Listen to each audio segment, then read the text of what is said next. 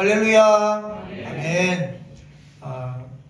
오늘 우리가 읽은 창세기 45장 말씀에서 요셉의 나이를 한번 추정해 보면 이렇습니다. 요셉이 17살 되던 해에 그 형들이 노예로 팔았습니다.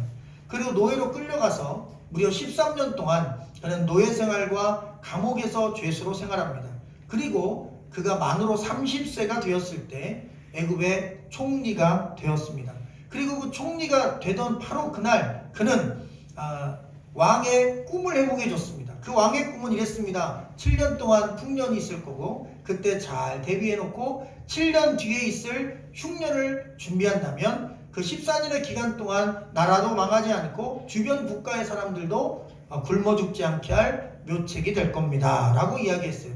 자, 그러면 오늘 이 45장 말씀은 우리가 44장 45장을 살펴보니까 흉년이 된 지 2년째 되던 해에 야곱이 그 아들들을 불러 먹고 살 게 없다, 양식이 떨어졌다, 내가 들으니 애굽에 가면 양식을 돈 주고 살 수 있다고 하니 너희들은 가서 양식을 구해라. 그래서 맨 마지막 요셉의 진짜 엄마도 같은 동생 베냐민만 남겨두고 나머지 요셉의 형들 10명이 돈을 가지고 곡식을 사러 애굽에 왔다고 돼 있어요. 그러면 흉년 제2년 차면 풍년 7년을 플러스하면 9년 차가 되겠습니다. 그래서 30세 총리가 되고 7년간 풍년이 되고 2년간 흉년이 됐다면 이 요셉의 나이는 39세에서 40세쯤 되던 해, 그리고 22년 차 노예로 팔려간 해가 되겠습니다. 바로 그렇게 한 20여 년이 흐른 뒤에 그가 형들을 만나는 장면이 오늘 창세기 45장입니다. 제가 아직도 잊혀지지 않는 건 창세기 말씀을 쭉 읽고 성경을 통독하다가 이상하게 이 본문을 많이 봤는데 신학교 한 2, 3학년 때쯤일 것 같아요. 멈추고 얼마나 울었는지 계속 요셉의 마음이 제 마음과 닿아가지고 성경을 통독하다 말고 저도 같이 통곡하면서 기숙사에서 신학교 때 이 45장 2구절에서 그가 울었다는 이 구절에서 함께 그 마음이 통했던 그 기억이 아직도 잊혀지지 않습니다. 그렇게 가슴 찢어지게 형들과의 만남이 그의 삶 속에 너무나 큰 감동이면서 아프면서 그리고 슬픔이었고 기쁨이었던 많은 만감이 교차하는 기회였습니다. 그러면서도 위기였습니다. 왜냐하면 여러분 22년 전에 나를 인신매매한 형들을 만난 겁니다. 그런데 요셉이 지금 이 39세에 어떤 위치였냐면 애굽의 왕과 같이 바로 왕과 같이 파워를 갖고 있는 총리 대신이었습니다. 그 말 한마디면 형들을 목을 베거나 감옥에 쳐넣는 건 아주 쉬운 일이었습니다. 그래서 이 요셉이 위기라는 것입니다. 왜? 만약에 요셉이 그때까지 복수심을 갖고 있었고 원망을 하고 있었고 형들을 만나기만 해봐라, 내가 정말 가만두지 않겠다, 이런 마음을 갖고 살았다면 기회가 왔을 때 실행했을 것입니다. 즉시로 군사들을 불러서 자기 형들을 죽였을 것입니다. 그런데 요셉은 다른 결정을 내립니다. 요셉의 결정은 이것이었습니다. 그냥 조건 없이 형들을 사랑하기로 결정합니다. 할렐루야. 여러분, 근데 이게 쉬운 일이 아니라는 것입니다. 나를 팔았습니다. 인신매매를 했어요. 나를 죽이려고 했습니다. 원수입니다. 형제가 아니라 원수입니다. 그런데 그 원수 같은 형들을 사랑했다는 것입니다. 용서했다는 것입니다. 받아줬다는 것입니다. 거기에 한술 더 떠서 그들이 굶어 죽지 않도록 양식을 주고 그들을 전부 다 이사시켜서 자기가 여유롭게 살고 있는 애굽 땅의 가장 좋은 고센 땅에서 터잡고 살 수 있도록 그 모든 집과 땅도 다 내줬습니다. 아니, 원수는 갚아야지. 원수에게 사랑으로 대하는 거 도대체 어디서 본 적 있습니까? 성경에 있습니다. 할렐루야. 예수님이 자기에게 못 박는 자들을 향하여 저들이 하는 일을 저들이 알지 못하오니 주여 저들의 죄를 용서하여 주옵소서. 내 손에 못질하는 자들을 용서해달라는 것입니다. 그게 그리스도의 사랑인 것입니다. 그게 성경의 사랑인 것입니다. 그게 하나님의 용서인 것입니다. 그래서 여러분의 어떤 죄도 용서받지 못할 죄는 없습니다. 죄인입니까? 주님 앞에 잘 나오셨습니다. 후회되는 일이 있습니까? 주님 앞에 잘 나오셨습니다. 십자가 앞에서 다 내려놓으시기를 주의 이름으로 간절히 축원합니다. 바로 이 절대적인 사랑, 하나님의 사랑을 요셉이 가슴에 품고 있었던 것입니다. 여러분, 이게 진짜 그리스도의 마음을 품은 그리스도인의 모습입니다. 모델인 것입니다. 자, 2절 말씀 한번 같이 읽어볼까요? 시작. 요셉이 큰 소리로 우니 애굽 사람들에게 들리며 바로의 궁중에 들리더라. 자, 이 요셉이 큰 소리로 울었다고 한글로 되어 있는데 이걸 원어에서 직접 직역해 보면 자신의 감정을 주체하지 못하고 크게 울었다 이렇게 됩니다. 감정을 주체할 수 없었겠죠. 왜? 22년 만에 형들을 만났어요. 자기를 노예로 팔았어요. 노예 생활하면서 얼마나 고생했겠습니까? 그리고 애굽의 이집트어를 모르는 사람이 그 언어를 배울 때, 그리고 이방인이라 무시당할 때, 그러면서 총리가 되고, 그리고 그 과정에 죄수도 되었고, 그 처절했던 삶이 다 스쳐 지나갔을 거예요. 그런데 그 상황 속에서 형들의 얼굴을 보니까 여러분 눈물이 멈추지 않은 거예요. 가만히 상황을 살펴보고 앞뒤 문맥을 보면 억울해서 운 게 아닙니다. 참으로 놀랍게도 감사와 용서의 눈물이었습니다. 내가 형들을 만나면 꼭 이 말 해주고 싶었다. 형들 걱정 마. 내가 용서했어. 할렐루야. 여러분 요셉은 그 말을 22년간 기다린 거예요. 형 괜찮아. 내가 용서했어. 그러니까 염려하지 마. 두려워하지 마. 내가 다 용서했어. 그러니까 이제 나 판 것 때문에 괴로워하지 마. 이 말을 꼭 해주고 싶었어. 왜? 나는 용서했으니까. 상대도 그걸 알았으면 좋겠다는 거죠.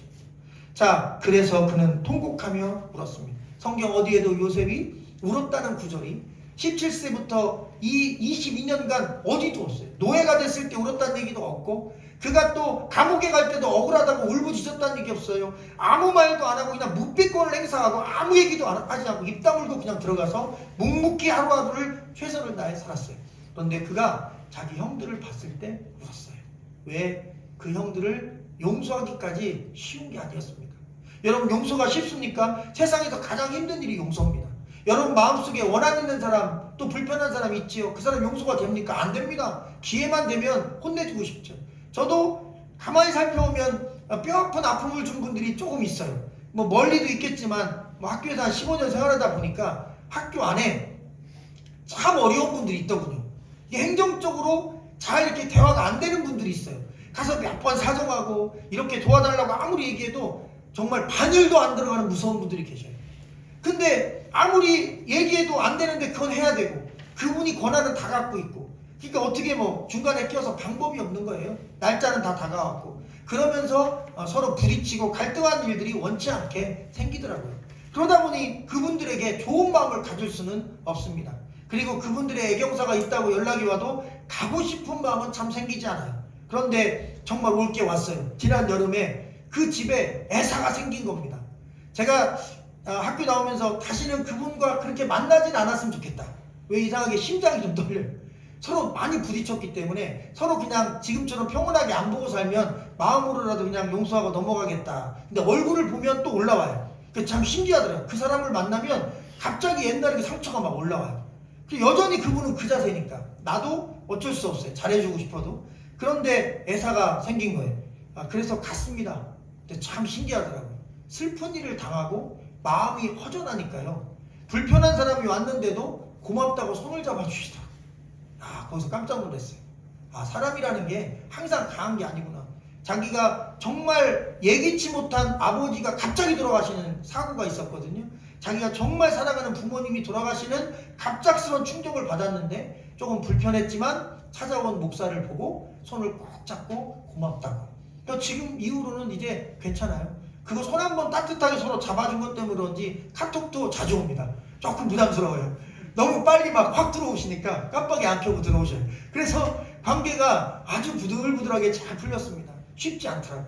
서로 손 한번 잡고 서로 반갑다고 인사 한번 나누는 게 상처를 15년 동안 서로 주고받다 보니까 이게 쉬운 게 아니었습니다.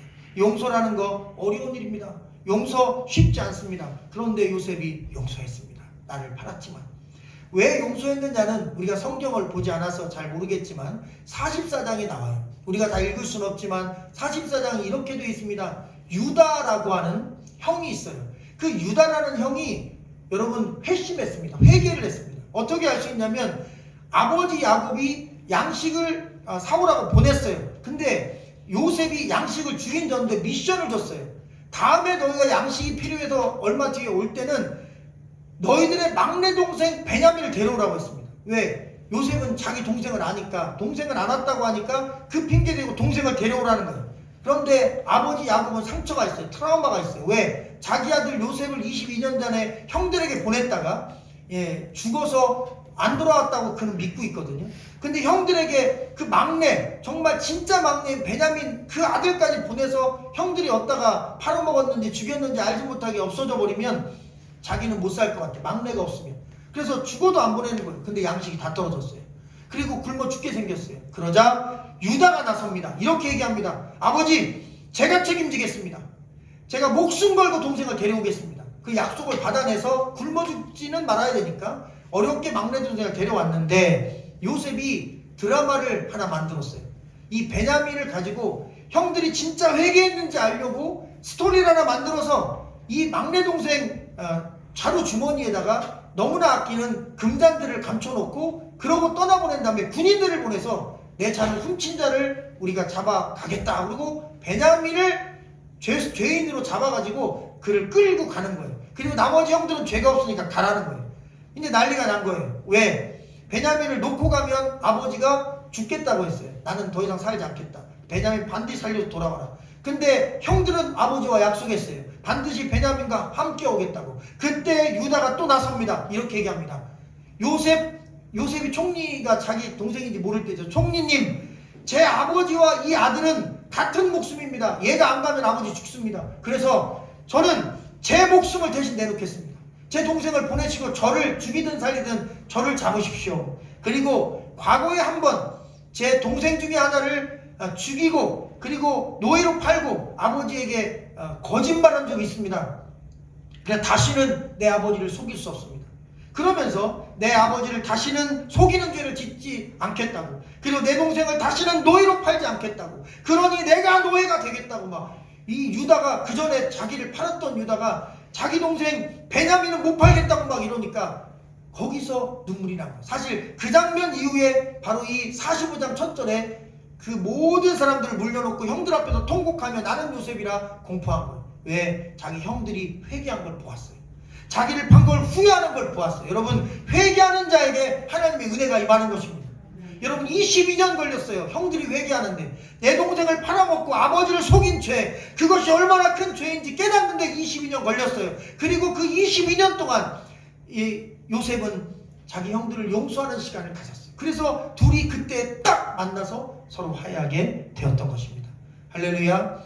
자, 우리 5절 말씀을 한번 읽어볼까요? 여러분의 음성으로 시작.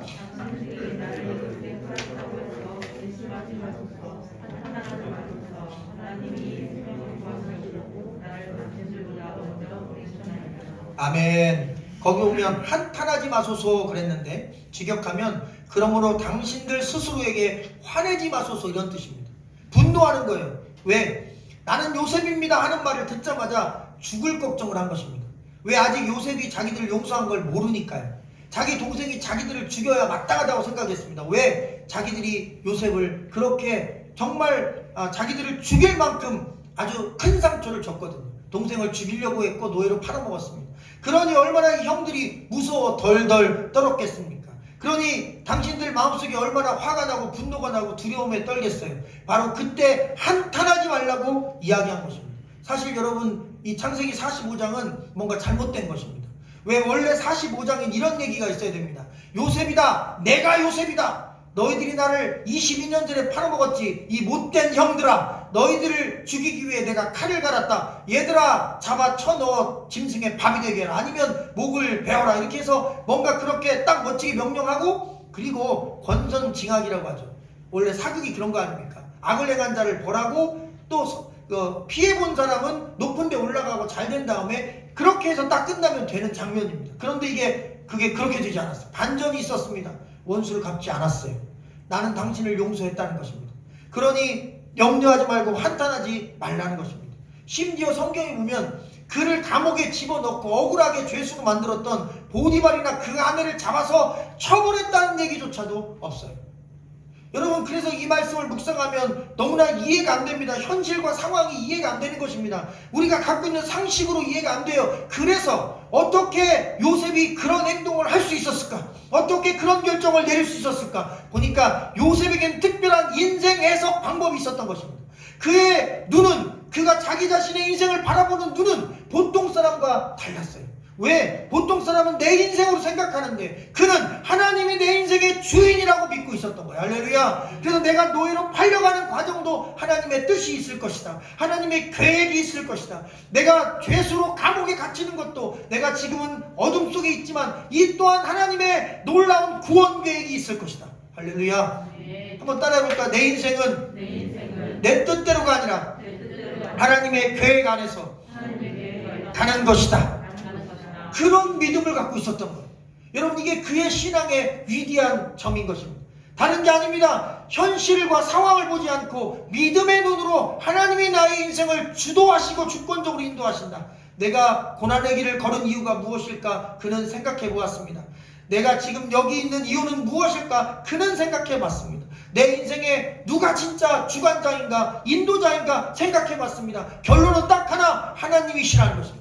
그분이 나를 여기까지 인도하셨고 그분이 나를 고난 중에도 지키셨고 그리고 내 앞길도 이끄셨고 지금 총리를 만들어 주셨다. 그러면 이 총리의 힘을 가지고 하나님은 내 원수들을 죽이라고 하시는 걸까? 원수까지 사랑하라고 하시는 걸까?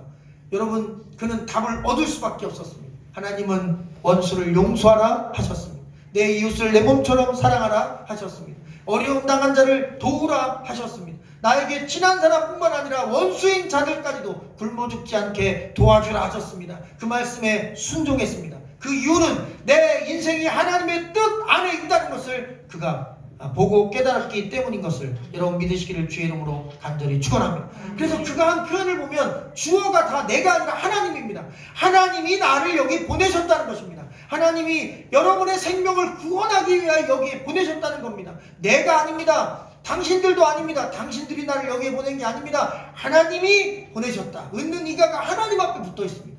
여러분, 삶의 주어가 하나님인 것입니다. 그러다 보니 자기 인생의 모든 여정은 하나님의 이야기고 하나님의 구원 역사로 믿을 수 있고 볼 수 있었다는 것을 오늘 말씀은 가르쳐주고 계십니다.